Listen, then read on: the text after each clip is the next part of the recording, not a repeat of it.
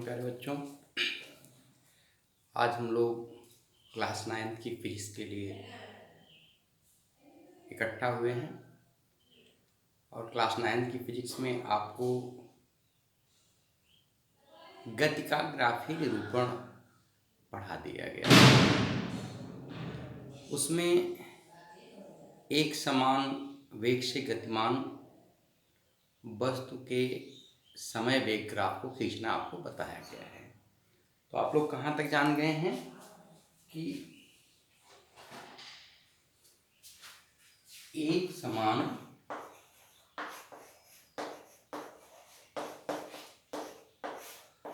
वेग से गतिमान वस्तु का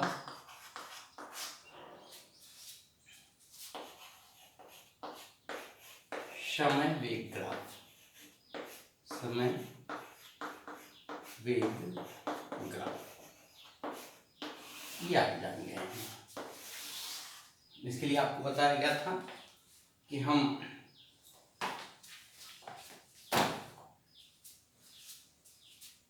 एक्स अक्ष और वाई अक्ष ले लेते हैं। आपका वाई अक्ष हो गया, ये आपका एक्स अक्ष हो गया, ये वाई अक्ष हो गया। ओरिजिन 0 0 हो गई, मूल बिंदु। इस पर हम समय दर्शाएंगे सेकेंड में और इधर दर्शाएंगे वेग मीटर प्रति सेकेंड में। अब 10 second, 20 second, 30 second, 40 second, 50 second, 10, 20, 30, 40, 50। इधर वेग 10, 20, 30, 40, 50 यहाँ भी लिख लीजिए।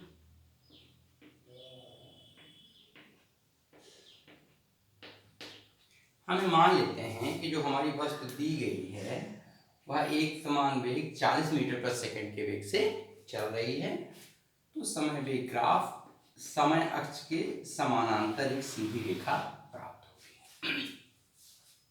इसको हम क्या कहेंगे? यह हुआ समय वेग ग्राफ। लेकिन ये कौन सा समय वेग ग्राफ है? एक समान त्वरण से गतिशील, माने उसका वेग एकदम बिल्कुल नियत है, या इसको कहेंगे एक समान वेग से गतिशील। इसको एक समान वेग से करिए आप लोग।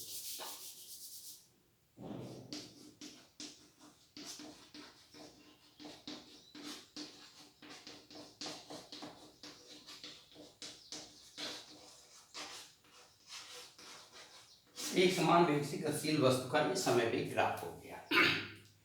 अब इस समय वेग ग्राफ की सहायता से एक काम और किया जा सकता है कि समय वेग ग्राफ की सहायता से विस्थापन ज्ञात किया जा सकता है। क्या हो सकता है कि समय वेग ग्राफ की सहायता से वस्तु का विस्थापन ज्ञात करना। तो ये कैसे होगा, जरा इसको देख लीजिए।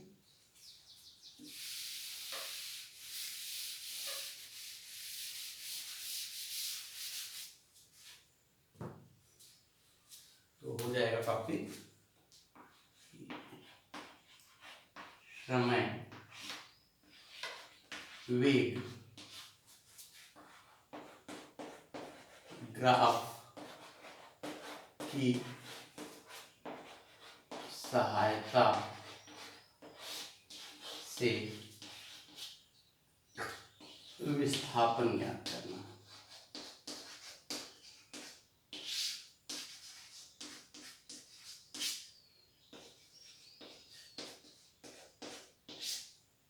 अब क्या करेंगे, ये जो टाइम है इसको ऐसे करके एक पैरामीटर बना लेते हैं। हम मान लेते हैं कि ये है, यहाँ से डॉटेड लाइन डाल दें, ये है टाइम t1 और ये है टाइम t2। क्योंकि ये एक समान वेग से गतिशील है इसलिए इसका वेग क्या हो गया, v हो गया। अब हमारा ये पार्ट मिल रहा है।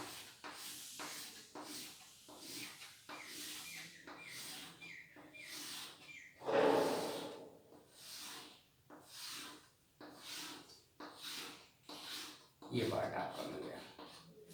तो जब समय वेग ग्राफ से विस्थापन ज्ञात करना होता है तो उसके लिए हम क्या करते हैं कि समय t1 और t2 तथा समय वेग ग्राफ के बीच घिरा हुआ क्षेत्रफल ज्ञात करते हैं, और यही जो घिरा हुआ क्षेत्रफल होता है यही विस्थापन होता है। अब जरा सा ध्यान दीजिए।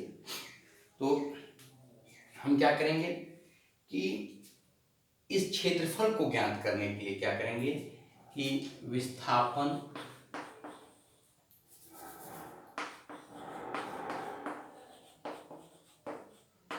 ये बराबर क्या हो जाएगा, वेग गुणे समय अंतराल बराबर हो गया। वेग क्या है, एक समान वेग से गतिशील है इसलिए ये हो गया v, और गुणे समय अंतराल t2 माइनस t1, ये हो गया t2 माइनस t1, या यही बराबर हो गया v इंटू डेल्टा t। और v इंटू डेल्टा टी क्या है, देखो v ये वाली दूरी है, देखो डेल्टा टी क्या है, t1 इंटू t2, यानी कि ये जो हमने छायांकित पार्ट बनाया है इस छायांकित पार्ट का अगर हम क्षेत्रफल ज्ञात कर लें तो यही समय वेग ग्राफ की सहायता से प्राप्त विस्थापन होगा। अगला टॉपिक क्या है, अगला टॉपिक है कि अगर कोई वस्तु, ये तो एक समान वेग से गतिशील वस्तु का समय वेग ग्राफ था, अगर हम किसी त्वरित वेग से गतिशील वस्तु का समय वेग ग्राफ खींचे तो वो ग्राफ कैसा होगा और उससे हम कैसे विस्थापन ज्ञात करेंगे।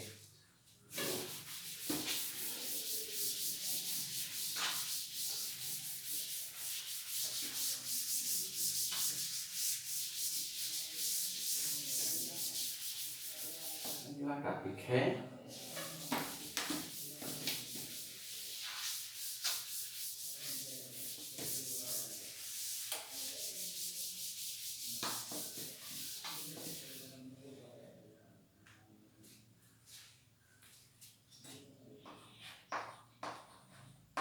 एक समान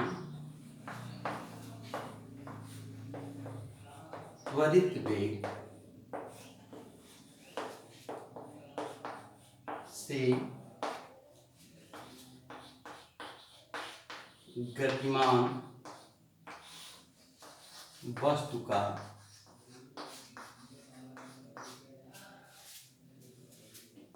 समय वेग ग्राफ।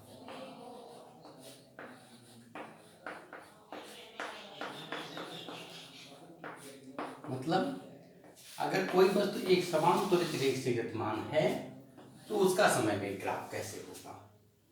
तो एक समान त्वरित वेग से गतिमान वस्तु का जो समय वेग ग्राफ होता है वह एक तिरछी रेखा प्राप्त होती है। या देख लीजिए, यह आपका y अक्ष है, यह आपका x अक्ष है, ये मूल बिंदु 0 0 है, और अगर हम एक ऐसी तिरछी रेखा बना दें तो यह तिरछी रेखा एक समान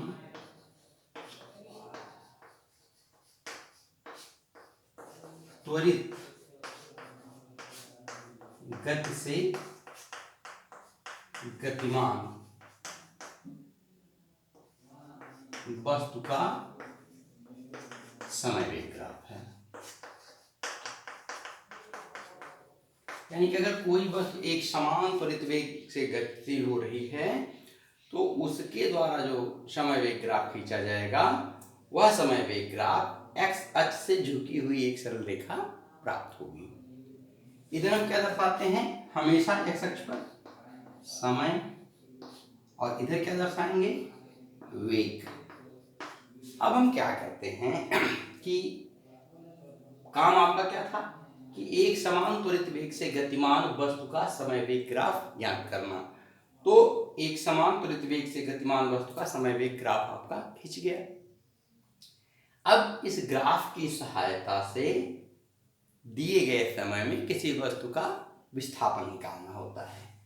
तो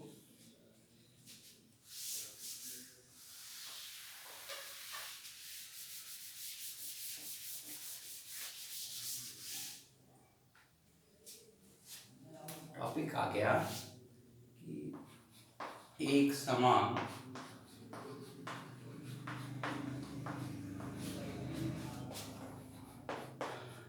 त्वरित वेग से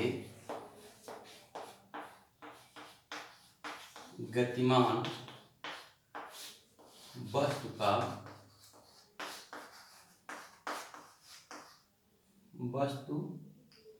के समय वेग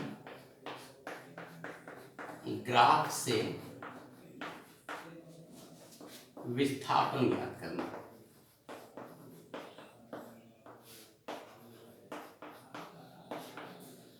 यह आपका टॉपिक है कि अगर कोई वस्तु एक समान त्वरित वेग से गतिमान है तो उसका पहले समय वेग ग्राफ खींच लीजिए, और अगर वो समय वेग ग्राफ दिया हुआ है तो समय वेग ग्राफ की सहायता से उसका विस्थापन नियत समय अंतराल में ज्ञात करने का क्या विधि होगा। तो इसके लिए हम क्या करते हैं, इसके लिए हम मान लीजिए कि यहाँ पर वस्तु का वेग v1 है और यहाँ तक पहुँचने में वस्तु का वेग क्या हो जाता है, v2 हो जाता है। यहाँ से जब हम समय अक्ष पर खींचते हैं तो ये समय t1 है, और यहाँ से जब हम समय अक्ष पर खींचते हैं तो ये t2 है। अब ध्यान देने की चीज है, ध्यान दीजिएगा, इसको मैं ऐसे डॉटेड लाइन से आगे बढ़ा देते हैं। अब यहाँ पर हम इसको छायांकित करते हैं।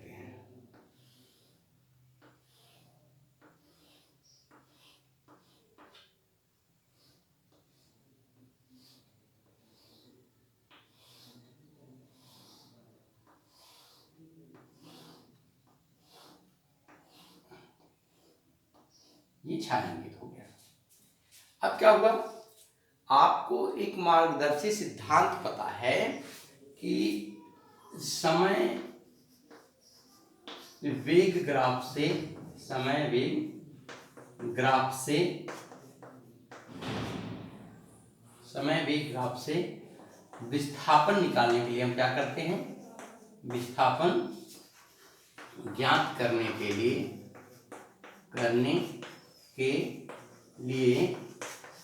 समय वेग ग्राफ एवं समय अक्ष के बीच घिरा क्षेत्रफल निकालते हैं।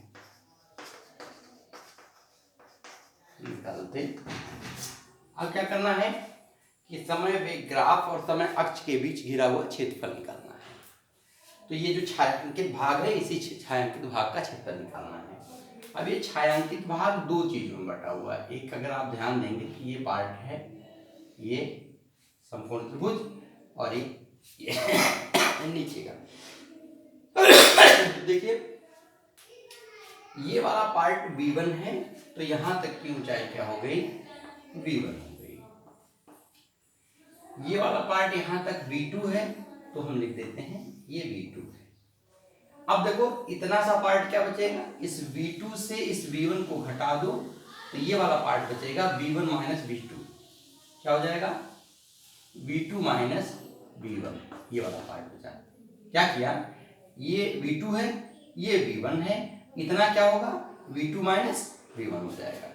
अब देखो, यहां तक t1 है, यहां तक t2 है। अब अगर हम मात्र इतना निकालना चाहें तो ये वाला पार्ट हो जाएगा t2 माइनस t1। अब चलिए पहले इस त्रिभुज का क्षेत्रफल निकालते हैं।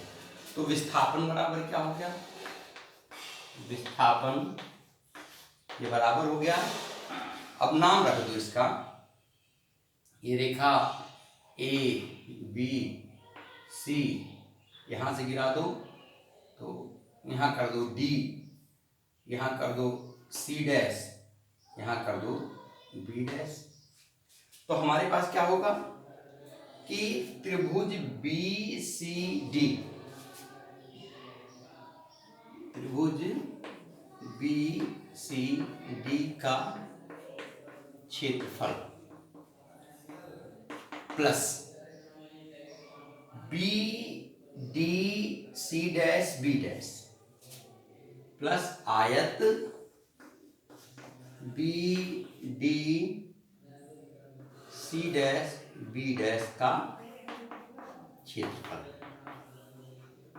ठीक है, अब ये बराबर क्या हो गया, तो आप जानते हो समकोण त्रिभुज का क्षेत्रफल जो होता है वह लंब गुणे आधार बटा 2 होता है, यानी कि 1/2 गुणे लंब v2 minus v1, v2 minus v1 और गुणे आधार, आधार माने t2 minus t1, t2 minus t1 plus इसका क्षेत्रफल, तो ये हो गया v1 और इंटू t2 माइनस t1, तो ये हो गया v1 into t2 minus t1। अब देखो यहाँ भी t2 माइनस t1 यहाँ भी t2 माइनस t1 है, तो इसको हम लोग कॉमन लेते हैं। तो जब हम कॉमन लेंगे तो ये क्या हो जाएगा, बराबर हो जाएगा 1/2, देखो v2 माइनस v1 और इंटू सॉरी प्लस v1 ये वाला, और यहां हम ब्रैकेट में रख दें, इनको ब्रैकेट में बंद कर दें, करली ब्रैकेट में, आसान हो जाएगा, करली ब्रैकेट में बंद कर दिया और यहां लिखा हमने t2 माइनस t1। अब क्या होगा, यहां देखने की बात है, बराबर करली ब्रैकेट में देखो यहां लिखा हुआ है 1/2 v2 minus 1/2 v1 plus 1 plus v1, वो यहाँ से v1 है, कर्ली ब्रैकेट बंद और ये होगा t2 माइनस t1। अब ध्यान देने की चीज़ है, देखो यहाँ v1 प्लस में है और यहाँ v1 माइनस में है, ये पूरा v1 है, ये आधा v1 है, तो पूरे से आधा घट जाएगा, तो क्या हो जाएगा, ये बराबर हो जाएगा कर्ली ब्रैकेट में 1/2 v2 plus 1/2 v1 curly bracket बंद t2 माइनस t1। यहाँ से ध्यान दें क्या हो जाएगा ये, अब इसको 1/2 अगर आप कॉमन ले लोगे तो ये हो जाएगा 1/2 v1 प्लस v2 और इंटू t2 माइनस t1, ये वाला, तो ये 1/2 v1 माइनस v2 बराबर क्या हो गया, v बार औसत वेग, प्रारंभिक वेग धन अंतिम वेग बटा 2 औसत वेग और गुणे औसत समय, यानी क्या हो गया, डेल्टा s बराबर हो गया v बार और इंटू डेल्टा t।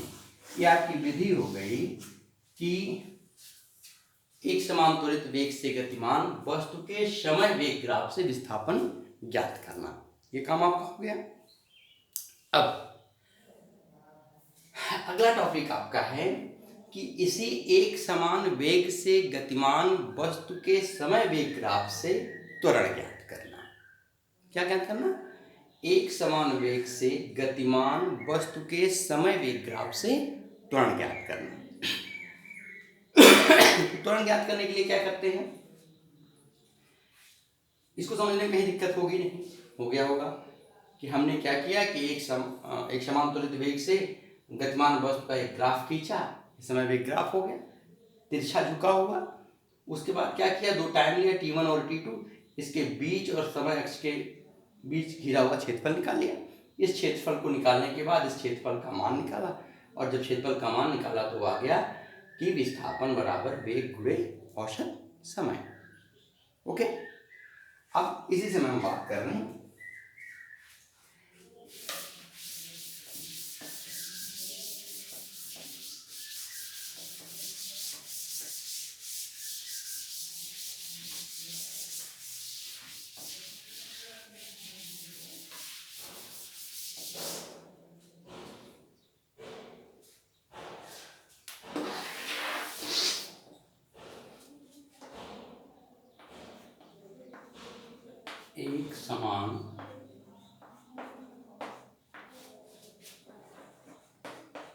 त्वरित वेग से गतिमान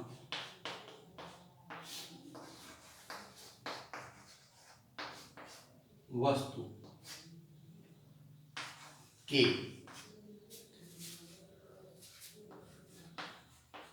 समय वेग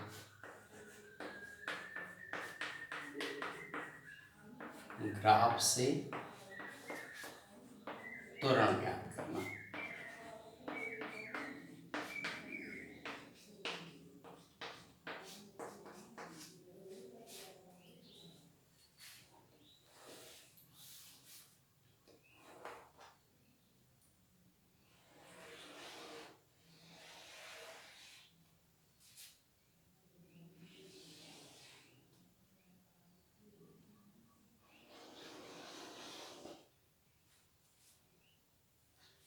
ये हो गया समय अक्ष, ये हो गया वेग, और ये हो गया एक समान त्वरण से गतिशील वस्तु का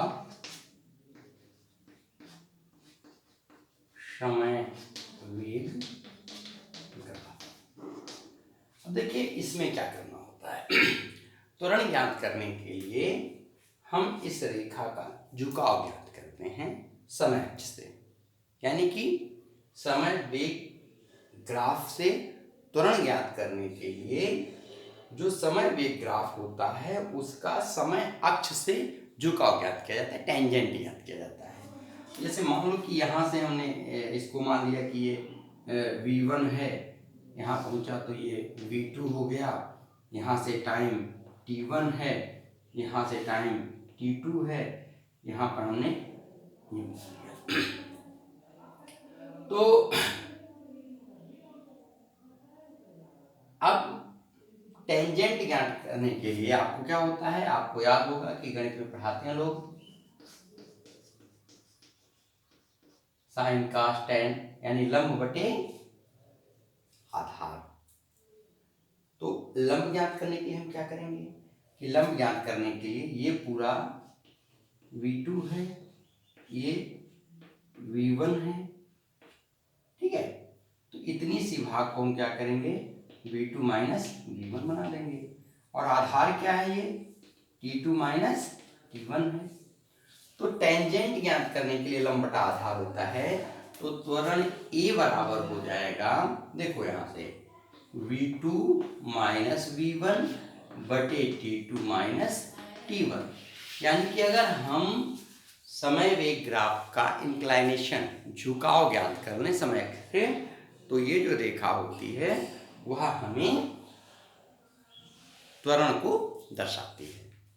समझ लीजिए, हमने समय वेग ग्राफ खींचा, एक यहाँ से वेग ले लिया v1, यहाँ ले लिया v2, लंब डाला यहाँ t1 यहाँ t2, तो हमको लंब और आधार का मान ज्ञात करना है, ठीक है। तो जब लंब और आधार का मान ज्ञात करना है तो ये v2 है, इतना v1 है, तो v2 माइनस v1 ये वाला भाग हो गया, इतना t1 है, इतना t2 है, तो t2 माइनस t1 ये वाला भाग हो गया। लंब बटा आधार करना है तो v2 माइनस v1 बटे t2 माइनस t1 हो गया। अब आप आ जाइए मूल मुद्दे पर, इस चैप्टर के सबसे इंपॉर्टेंट फैक्टर्स पर, कि एक समान त्वरित वेग से गतिमान वस्तु के गति के समीकरण या सरल रेखीय गति के समीकरण क्या है, सरल रेखीय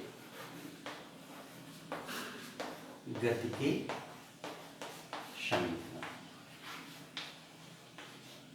तो जब कोई वस्तु एक समान त्वरण स्मॉल a से गतिशील होती है, जब कोई वस्तु एक सरल रेखा में एक समान त्वरण स्मॉल a से गतिशील होती है तो उसके गति के 3 समीकरण होते हैं।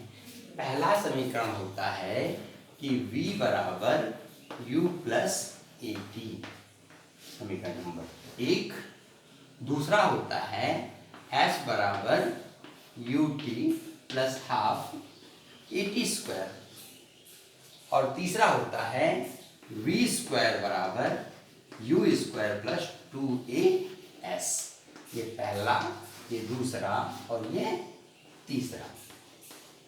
जहां v वेग है, u प्रारंभिक वेग है, स्मॉल a एक समान त्वरण है, t समय है, s चली गई दूरी है, u प्रारंभिक वेग है, t समय है, a एक समान त्वरण है, t समय है, v वेग है, u प्रारंभिक वेग है, a एक समान त्वरण है, s चली गई दूरी है। ये तीन इंपॉर्टेंट समीकरण होते हैं। अब इन तीनों समीकरणों को दो विधियों से ज्ञात किया जा सकता है। इसकी दो विधियां होती हैं, एक होती है गणितीय विधि, यानी गणितीय विधि, और दूसरी होती है, पहली विधि हो गई, और दूसरी विधि होती है ग्राफीय विधि। यानी कि जो गति के ये तीनों समीकरण हैं, इनको हम कैसे निकाल सकते हैं, एक गणितीय विधि से, एक ग्राफीय विधि से। तो हम नेक्स्ट बेल पे इस गणितीय विधि और ग्राफीय विधि से गति के तीनों समीकरणों को निकालने की विधि आपको बताएंगे। इन सब जो चीज़ें पढ़ाई गई हैं ध्यान से पढ़िए, तैयारी करिए, और कल की कक्षा में आपको गति के समीकरण को स्थापित करने की गणितीय और ग्राफीय विधि बताई जाती है। तब तक के लिए धन्यवाद।